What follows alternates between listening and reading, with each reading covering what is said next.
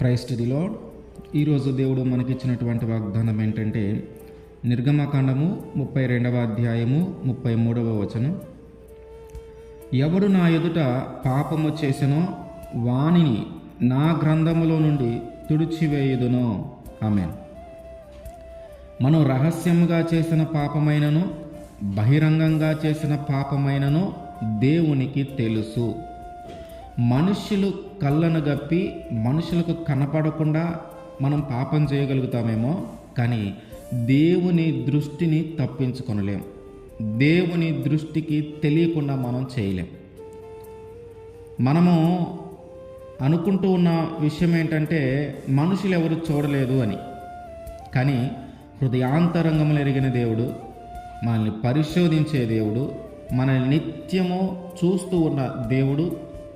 నువ్వు పాపం చేసినా ఆయన చూస్తూ ఉంటాడు, నువ్వు మంచి చేసినా ఆయన చూస్తూ ఉంటాడు. నువ్వు జరిగించే క్రియ ఏదైనానో ఆయనకి ఖచ్చితంగా తెలుస్తుంది, మంచి అయినా చెడైనా. అయితే దేవుడు అంటున్న మాట ఏంటంటే ఎవడైతే పాపము చేస్తాడో వానిని నా గ్రంథములో నుండి వాని పేరు తుడిచివేస్తా. ఏమిటి ఆ గ్రంథం అంటే జీవ గ్రంథమే. జీవ గ్రంథములో నుండి పేరు కొట్టివేయబడిందంటే, జీవ గ్రంథంలో నుండి ఆ పేరు తీసివేయబడిందంటే నిత్య నరకానికే వెళ్ళేది. కనుక మన ప్రవర్తన ఒకసారి సరిచూసుకోవాలి. ఏమి చేస్తూ ఉన్నాం, మన క్రియలు ఎట్లా ఉన్నాయి, ఏమి మాట్లాడుతూ ఉన్నాం, మనం ఏమి చూస్తూ ఉన్నాం, మన క్రియలన్నిటిని ఒకసారి చూడాలి, సరిచూడాలి. ఇజ్రాయేల్ ప్రజలు మోషే గారు కొండ ఎక్కి ఉన్నప్పుడు బంగారం అంతా తీసి ఒక దూడను చేసి, ఐగుప్తు దేశం నుంచి మమ్మల్ని నడిపించింది ఎవరో మాకు తెలియదు అన్నట్టుగా, ఇదిగో ఈ దూడే మమ్మల్ని అక్కడి నుంచి ఇక్కడి దాకా తీసుకొని వచ్చింది అన్నట్టుగా ప్రవర్తించారు. దేవునిని మరచి ఆయనకి వ్యతిరేకంగా ఆయన చెయ్యొద్దన్న పనులు చేస్తూ ఆటపాటలతో సంతోషంతో కేకలేస్తూ ఉన్నారు. ఆ యొక్క కేకలు దేవుని దాకా చేరి మోషే గారిని కిందికి పంపించి, నీ ప్రజలు దారి తప్పున్నారు, ఒకసారి వెళ్ళి చూడుకో అంటే మోషే గారు వచ్చేలేక అక్కడ జరుగుతున్న పరిస్థితులు ఏంటంటే బంగారంతో ఒక దూడను జయించి ఇదే దేవుడు అన్నట్టుగా వాళ్ళు దాని చుట్టూ నాట్యమాడుతూ సంగీతంతో ఆనందంతో కేకలేస్తూ ఉన్నారు.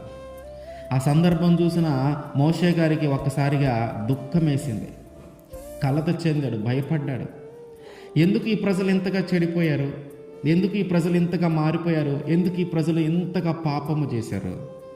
అక్కడ ఐగుప్తు దేశం నుంచి ఇక్కడ దాకా నడిపించి ఎన్నో అద్భుతాలు చేసి వారి కళ్ళకు కనపడేటట్టుగా అన్నీ జరిగించినా ఎందుకు వీళ్ళు దేవుణ్ణి మర్చిపోయారు? ఎందుకు దేవునికి ఇష్టం లేని పని చేశారు? ఎందుకు దేవుణ్ణి వీళ్ళు వదిలేసి ఒక బొమ్మను చేసుకుని పూజిస్తున్నారని ఆయన దుఃఖముతో, చాలా దుఃఖముతో బాధపడ్డాడు. దేవుడు అంటున్నాడు, అసలు నువ్వు తప్పుకో, వీళ్ళందరూ నేను శిక్షించేస్తానని. కానీ మోషే గారు అంటున్నాడు, అయ్యా వాళ్ళని క్షమించు. వాళ్ళని అందరినీ చంపేసేటట్టయితే, వాళ్ళందరి మీదకి శిక్ష వచ్చేటట్టయితే, ఇదిగో వారందరి బదులుగా నా పేరును కూడా ఆ జీవ గ్రంథంలో నుంచి, నీవు రాసిన ఆ గ్రంథంలో నుంచి నా పేరును కూడా కొట్టివేయి, నా పేరును కూడా తీసివేయి అంటున్నాడు. దేవుడు కొండ మీద ఉన్నాడు, మనల్ని నడిపించే నాయకుడు కొండ మీద ఉన్నాడు, అతని శిష్యులు ఆ కొండ చుట్టూనే ఉన్నారు. ఇక మనల్ని గమనించేవారు ఎవరు లేరు, మనం చేసేది చూసేవారు ఎవరు లేరు, మన మీద న్యాయం తీర్చేవారు ఎవరు లేరు.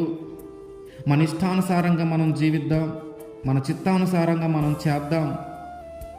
ఆ దేవుడు లేడు, ఏం లేడు, ఇదిగో ఇదే దేవుడు అనుకొని దాని చుట్టూ తిరుగుతూ ఉన్నారు. ఎవరు చూడట్లేదు, ఎవరు పట్టించుకోవట్లేదు, ఎవరు గమనించట్లేదు. ఇది చేసినంత మాత్రాన మనకి న్యాయం తీర్చేవాళ్ళు కానీ, నువ్వు తప్పు చేసావని అనేవాళ్ళు కానీ ఎవరు లేరులే అన్న ఉద్దేశంతో వారందరూ దేవునికి దూరమై దేవునికి వ్యతిరేకమైన కార్యాలు జరిగించారు. ఈరోజు మనం కూడా కొన్నిసార్లు అంతే ఉంటున్నాం. మనల్ని ఎవరు చూడట్లేదులే, మనల్ని ఎవరు గమనించట్లేదులే, ఇప్పుడు ఇది చేసిన ఎవరికి తెలుస్తుంది, ఇది చేసిన ఎవరు, మనల్ని తిట్టేది ఎవరు, మనల్ని అనేది ఎవరు, మన మీద న్యాయం తీర్చేది ఎవరికి తెలుస్తుందిలే అని మన ఇష్టానుసారంగా మనం జీవించడానికి ప్రయత్నం చేస్తూ ఉన్నాం. మన ఇష్టానుసారంగా మనం పాపం చేస్తూ ఉన్నాం. మన ఇష్టానుసారంగా దేవునికి దూరం అవుతూ ఉన్నాం. దేవునికి ఇష్టం లేని పనులు చేస్తూ ఉన్నాం. దేవునికి కోపము తెప్పించే పనులు చేస్తూ ఉన్నాం. ఒకవేళ ఆ స్థితిలో ఉన్నామేమో, దేవుని ఉగ్రత కానీ మన మీదకి వచ్చిందంటే, దేవుని కోపం కానీ మన మీద రగులుకుందంటే, దాన్ని తట్టుకొని నిలబడటం మన వల్ల కానే కాదు. కనుక ఈరోజు దేవుడు ఒకవేళ నేను హెచ్చరిస్తూ ఉంటే, నీ ప్రవర్తన నువ్వు మార్చుకో, నీ ఆలోచనను మార్చుకో, నీ క్రియలను నీవు మార్చుకో. నీవు కానీ ఇదే పాపములో కొనసాగితే దేవుడు అంటున్నాడు, నీ పేరునైనా కొట్టివేస్తాడంట ఆయన గ్రంథంలో నుంచి. మోషే గారు వెళ్ళి బతిమలాడుతున్నాడు, అయ్యా అవసరమైతే నా పేరు కూడా తీసేయి. కానీ దేవుడు అందుకు ఒప్పుకోలేదు. వాళ్ళ పాప భారము నువ్వెలా మోస్తావు? వాళ్ళు చేసిన పాపానికి నువ్వెలా శిక్ష అనుభవిస్తావు? నువ్వు చేసిన పాపానికే నువ్వు శిక్ష అనుభవించాలా? నీ ప్రజలు చేసిన పాపానికి నువ్వెలా శిక్ష అనుభవిస్తావు? కుదరదు అని దేవుడు చెప్పినాడు. దేవుడు ఆ విషయాన్ని మోషే గారికి స్పష్టంగా చెప్పాడు. అయితే అదే విషయము యేసుక్రీస్తు వారి ద్వారా దేవుడు నెరవేర్చాడు. తన కుమారుని పంపించి ఈ లోకంలో ఉన్న ప్రజలందరి పాపం భారము ఆయన మీద మోపి, ఈ ప్రజల మీద ఉన్న పాపమునంతా తొలగించి, ఆ పాప భారము ఆయన మోసి సిలువనెక్కి మరణించి తిరిగి లేచాడు. పాప భారము నేను మోస్తాను, వాళ్ళ పాపము అన్నిటినీ నన్ను బట్టి క్షమించు అని మోషే గారు అడిగితే దేవుడు ఒప్పుకోలా. ఇప్పుడు అదే కార్యమును జరిగించటానికి, ఆ ప్రజలు చేసిన పాపములన్నిటి నుంచి విడిపించటానికి యేసుక్రీస్తు వారు ఈ భూమి మీదకి వచ్చారు. నీ పాపముల కోసము ఒకరు మరణించారు. నువ్వు చేసిన క్రియల కోసం ఒకరు రక్తము చిందించారు. నువ్వు చేసిన తప్పుల వల్ల ఒకరు మరణించారు.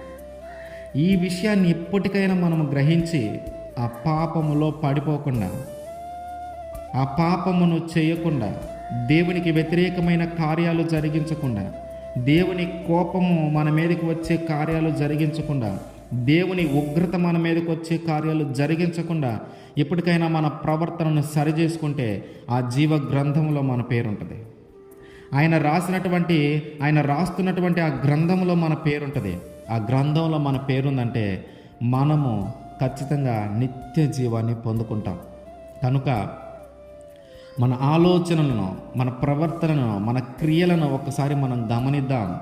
ఆ పాపము చేయకుండా ఉండి దేవునికి ఇష్టమైన పని చేస్తూ, దేవునికి నచ్చిన మార్గంలో నడుస్తూ, ఆ జీవ గ్రంథంలో ఆయన రాసినటువంటి ఆ గ్రంథంలో మనందరి పేర్లు ఉండేలాగున మన ప్రవర్తన, మన క్రియలను మనము సరిచేసుకుందాం. ఆమేన్.